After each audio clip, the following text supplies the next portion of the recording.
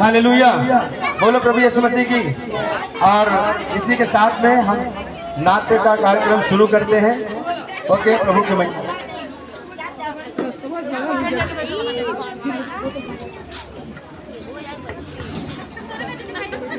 ओहो, सारा दिन मैं इस चूल्हे के सामने लेकर थक जाती हूँ। पता नहीं कि कभी मेरी शादी हो गई है, ना कोई ढंग का सिलेंडर है, ना कोई सामान। सारा दिन मैं तंग हो जाती हूँ। और ये दोनों माँ बेटी आने तो आज मैं इनको अपनी जान में फंसाऊंगी।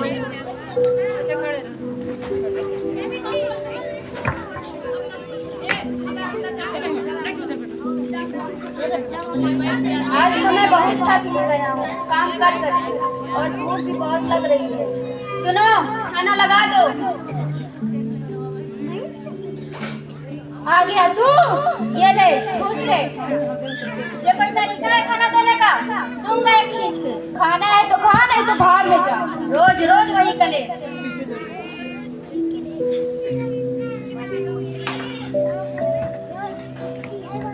ओहो, जल्दी जल्दी घर चले जाती हूँ। पता नहीं इस महारानी ने मेरे बेटे को कुछ खाने को दिया है या नहीं। हाय मेरे बच्चे, फिर मेरा बेटा जली हुई रोटियां खा रहा है। इसे खाना बनाना नहीं आ सकता। आ गई तू बुढ़िया, फिर से क्लेश करवाने। बुढ़िया होगी तेरी माँ। ओए, मेरी माँ के बारे में नहीं बोला, ठीक है? ये जो उंगलियां करके मेरी तरफ बातें करती है ना, मैं तेरी उंगलियां तोड़ दूंगी। तो फिर काम खुद कर लिया करना। ये ले तेरा बर्तन, ये ले तेरा चूल्हा। आज से काम खुद किया कर, ठीक है? मुझे नहीं बोला आगे काम करने की। चुप हो जा दो ना जन। माँ जब तुम्हें पता है उसके पास अकल नहीं तो मेरे को अकल की बातें तुम सिखाओगे। अपनी माँ को बोलो ना, पागल कहेगी बुढ़िया। रोज रोज वही किचकिच। चुप हो जाओ, चुप हो जाओ।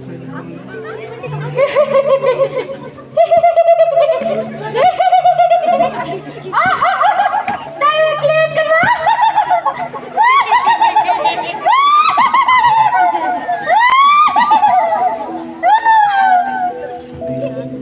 और बहन बता कैसी है? कुछ सुना? तू सुना? कहाँ से आ रही है? सुना कोई नई ताजी खबर? कल तेरे घर से बहुत शोर आ रहा था। क्या बताऊँ? ये जो मेरा बेटा है ना, जो बहू लाया है, उसने मेरा जीना हराम कर रखा है। उसकी जो जुबान है ना, कैंची की तरह चलती है, कचर कचर। तो इस घर की सास है, सास। महारानी है महारानी, मालकिन है मालकिन। मालकिन बन के रहा कर। आ गई फिर से कलेश करवाने। खुद ना आती तेरी सास मुझे बुला। क्यों आती है तू?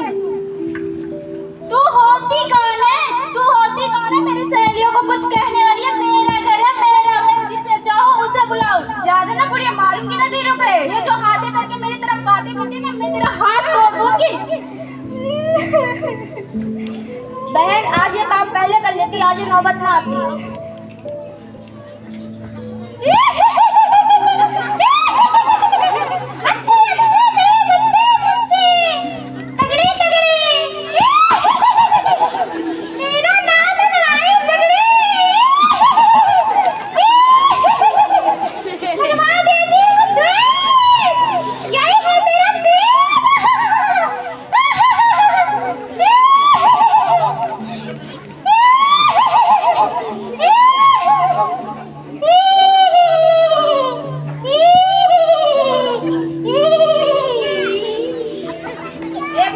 मैं जा रहा हूँ अपने मायके, ठीक है? अब आज के बाद तुम्हारे घर कभी नहीं आऊंगी।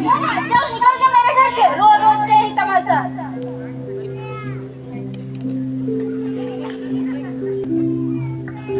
माँ माँ माँ, तुम मुझे अपने पास रख लो माँ। रोमन, क्या हुआ? माँ माँ, तुम मुझे अपने पास रख लो माँ। वो लोग मुझे बहुत टॉर्चर करते हैं। प्लीज माँ, तुम मुझे अपने पास रख लो माँ। मेरी बात सुन, परमेश्वर के वचन में लिखा है, अपने माता और पिता का आदर करो, उन्हें प्रेम करो। वो तेरी सास नहीं, वो तेरी माँ है। जिस तरह तुम मुझे प्यार करती है, मेरा आदर करती है, वैसे ही अपनी माँ का आदर कर। ठीक है माँ, जैसे बोलोगी मैं वैसे करने के लिए तैयार हूँ। आज तुझे अपनी गलती का एहसास हुआ। तूने परमेश्वर के वचनों का उल्लंघन करके अपनी अभिलाषा के अनुसार जीवन जीने का निर्णय लिया। जब आज तुम दुखी हुई तो तुम्हें स्मरण हुआ, तुम परमेश्वर के सामने अपने घुटनों पर आकर, वो दया से भरा हुआ परमेश्वर है, वो तेरी मैरिज लाइफ को नया करेगा, तेरे घराने को बचाएगा, तेरा घराना उद्धार का कारण बनेगा। हे परमेश्वर, मेरे सब गलती गुनाहों को माफ करे, जो मैंने अनाज्ञाकारिता की है, उसे भी क्षमा कर। मैं अपना जीवन प्रभु यीशु आपको सौंप देती हूँ। आमीन। बेटा, ये जो जीवित वचन, ये तुम्हारा हथियार है।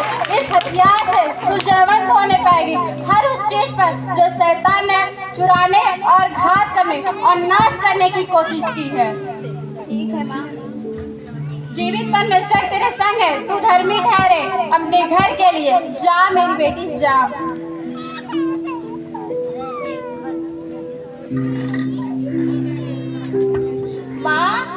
माँ, क्या कर रही हो माँ? आ गई तू तो कहती थी मैं वापस नहीं आऊंगी। तेरी माँ ने तुझे 2 दिन नहीं रखा। नहीं माँ, ऐसी कोई बात नहीं है माँ, आप बैठो, मैं खाना बना कर देती हूँ।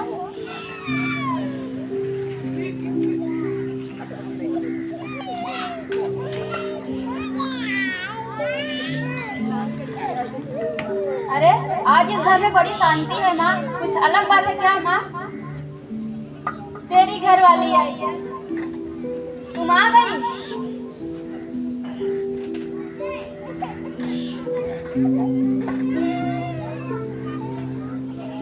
आप आ गए? लो पानी। माँ, आप खाना खा लो। मैं तो नहीं खाती, पता नहीं इसमें जहर ही न डाल दिया हो। कैसे हो आप सब? मैं तो ठीक हूँ। बेटा, तेरी घरवाली जब से अपने मायके से आई है, बड़ी सुथरी सी लग रही है।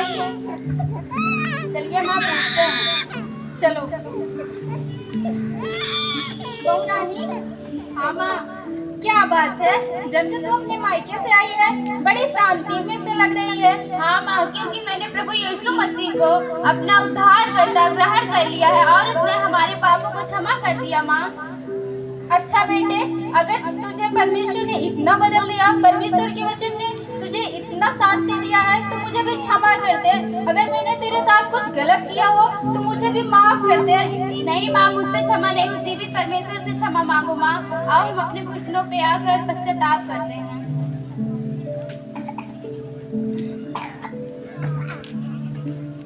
हे परमेश्वर, मैं तेरा धन्यवाद करती हूँ। परमेश्वर मेरे गलती गुनाहों को क्षमा करे और हमें अपना बेटा और बेटी के रूप में स्वीकार करे। आमीन। Thank you Jesus.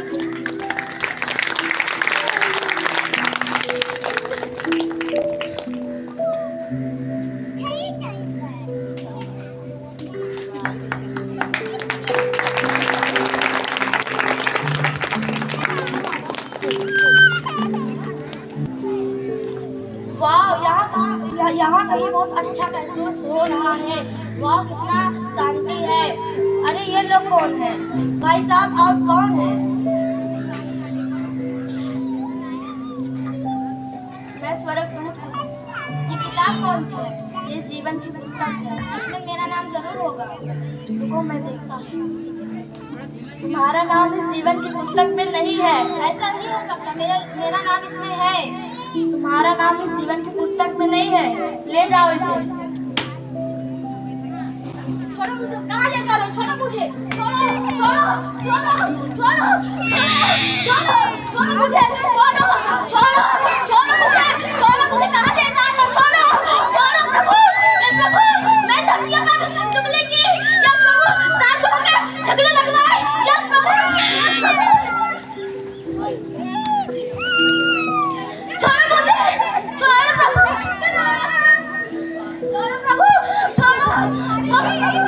छोड़ो प्रभु,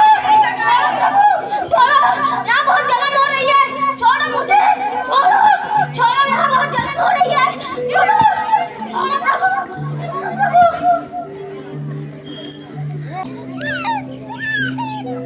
अरे वाह, लगता है हम स्वर्ग आ गए। यहाँ बेटा, ये कौन सी जगह है? यहाँ बड़ी शांति यहाँ की रोटी तो सोने की है और यहाँ पे सोने के पत्थर भी है माँ। हाँ बेटा, सच में ये कौन है? लगता है हम स्वर्ग आ गए।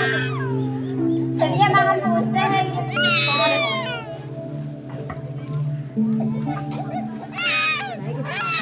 लगता है ये स्वर्ग है।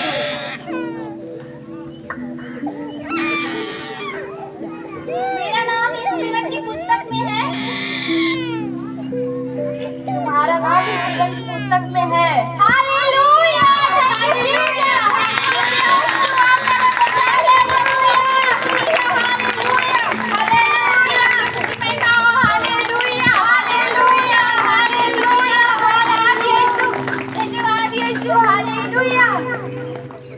बोलो प्रभु यीशु मसीह की, बोलो प्रभु यीशु मसीह की।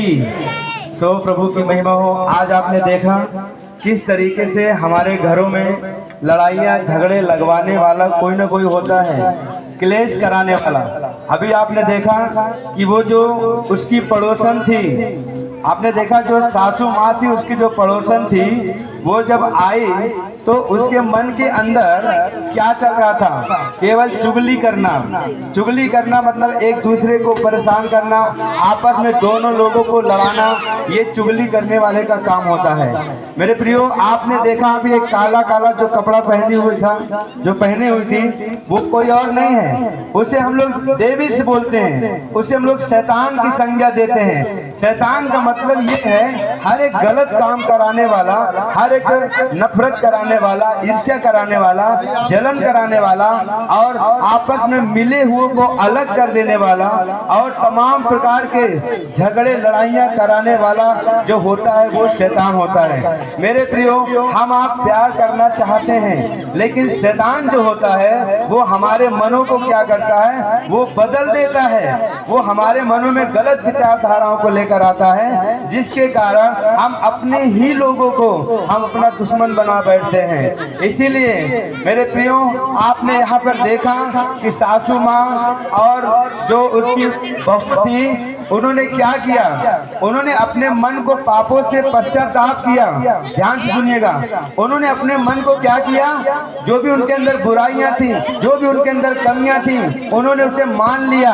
आपस में दोनों ने मान लिया। बहू ने मान लिया। बहू को कैसे पता चला? बहू जब अपनी मायके गई, अपनी माँ के पास गई। मेरे प्रियो, आज भी होता है जब सास और बहू के बीच में झगड़ा होता है, लड़ाइयाँ होती हैं, तो जब बहू अपने मायके जाती हैं तो वो बहुत सारी बातें कहती है कि नहीं, बहुत सारी कमियों को बताती है, अपने ससुराल की तमाम कमियों को बताती है कि मेरे साथ ऐसा हुआ वैसा हुआ। जब आपने देखा, लेकिन आपको मालूम है उसकी जगह उसकी माँ अगर प्रभु में ना होती तो उसकी माँ ये भी कह सकती थी, देख लेंगे उनको जो हमारी बिटिया को परेशान करते हैं। हाँ, मैं उसके वो क्या कहती, वो अपने उस बिटिया के ससुराल वालों को वो बहुत कुछ बोलती कि नहीं बोलती?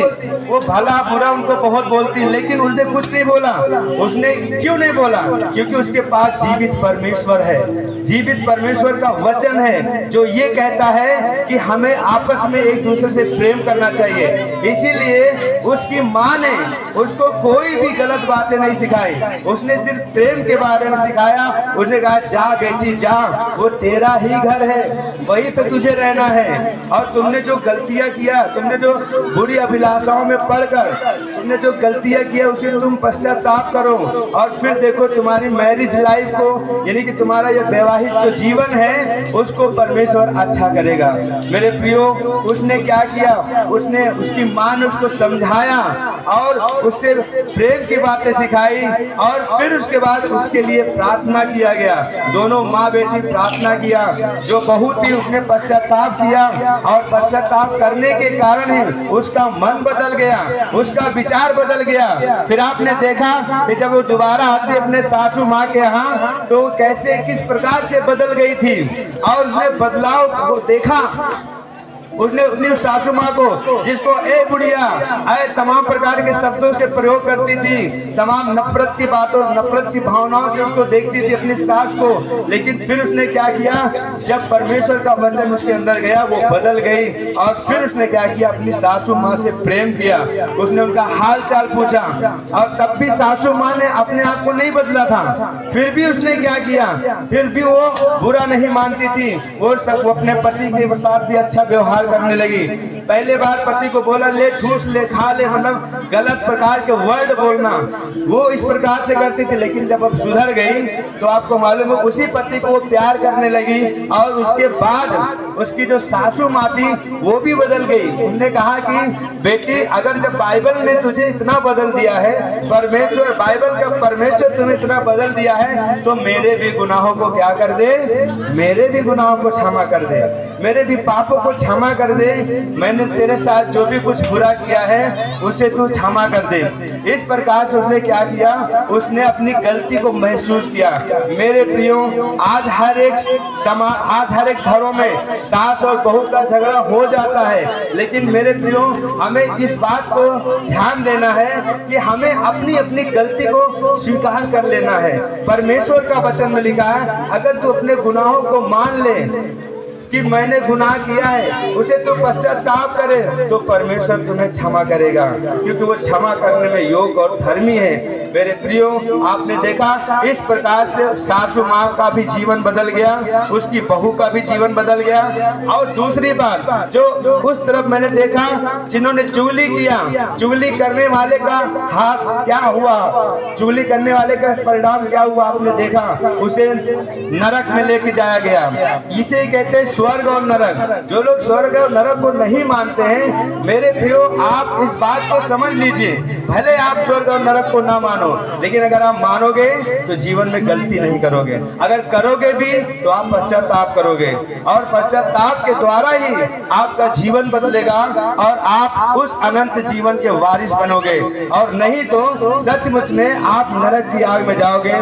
देखा आपने किस तरह से चुगली किया, और चुगली करने के कारण उसने परिवार में फूटन किया, लड़ाई झगड़ा करवाई, और इस वजह से वो कहाँ चली गई, वो नरक में चली गई। ये नीचे क्या दर्शाता है, नीचे नरक को दर्शाता है। इसलिए आपको मालूम है नरक में था क्या, वहाँ पे उसे पीड़ा होने लगी, उसे जलन होने लगी, और वो तड़पने लगी, और उसको याद आने लगा कि मैंने लड़ाइयाँ करवाई है, मैंने चुगली करवाया है, मैंने ये किया है, मैंने वो किया, उसको सब याद आने लगा वहाँ पे। लेकिन मेरे प्रियो, वहाँ कोई क्षमा नहीं है, यहाँ क्षमा है, लेकिन वहाँ कोई क्षमा नहीं है। फिर आपने देखा इस प्रकार से भी जो सास और बहू थे, उनका जो परिवार था, वो पश्चाताप करने के कारण वो परमेश्वर के पास पहुंच जाते हैं, वो स्वर्ग में पहुंच जाते हैं, और देखते हैं कि वाह, स्वर्ग कितना सुंदर है, यहाँ तो शांति शांति ही शांति है। और इस प्रकार से परमेश्वर ने क्या किया, उसे जब देखा कि मेरा नाम जीवन के पुस्तक में है, तो स्वर्गदूत ने उसे बताया कि हाँ, तुम्हारा नाम जीवन की पुस्तक में इसलिए है क्योंकि तुमने क्या किया,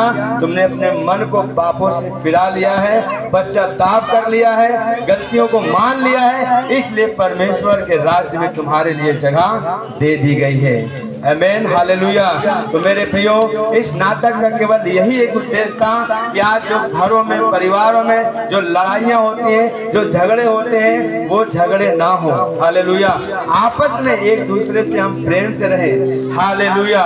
बोलो प्रभु यीशु मसीह की। और मैं ये दावे के साथ कहना चाहता हूँ कि हर घर में अगर सास बहू है, तो मैं कुछ लोगों को नहीं कह सकता, लेकिन अधिकतर लोगों में मैंने ये देखा है कि वहाँ पर अक्सर लड़ाइयाँ होती हैं, अक्सर सास और बहू में नहीं बनता है।